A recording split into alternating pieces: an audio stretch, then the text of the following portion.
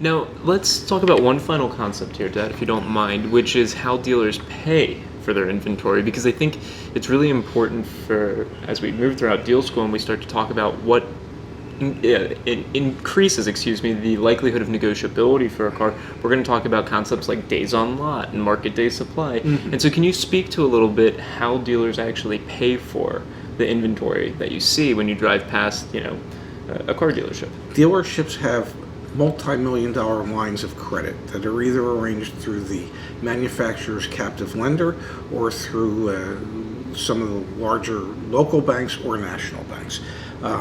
So they're financing pretty much every car on their lot.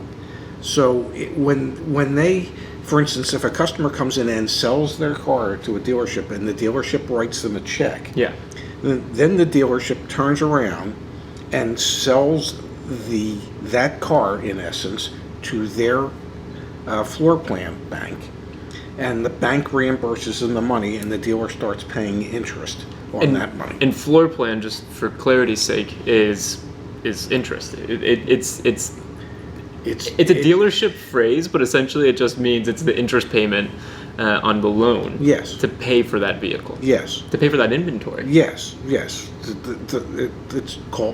It's called floor plan. It's called floor plan because, well, the vehicles are sitting on the floor. Yeah, I think though it's important to make clear, because if you're like me and you don't really know a lot about the car business until your dad starts telling you floor plan, you don't really know what that means. It's like it's the interest payment on top of your principal. It's the interest payment on your credit line that you're utilizing to buy your new and used car inventory. Exactly. Yes, and it's and it builds up on a per diem basis. Every day, every car costs more money. Yeah, and we're going to get into that much more deeply in a bit, because it's really important to understand for negotiability. Well, yes, because that's an expense, and the longer inventory sits on a lot, the greater the interest expense becomes. When there are large fluctuations in interest rates, when and we haven't seen this in a while, but when interest rates go up, well, that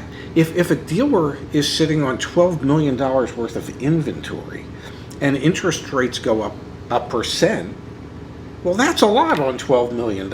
Yep. So, right now interest rates are at historically low levels, but that can change. Yeah. And when it does, the cost of financing that inventory to have it sit on a lot is an expense that most dealers don't really want to have to deal with for a long period of time.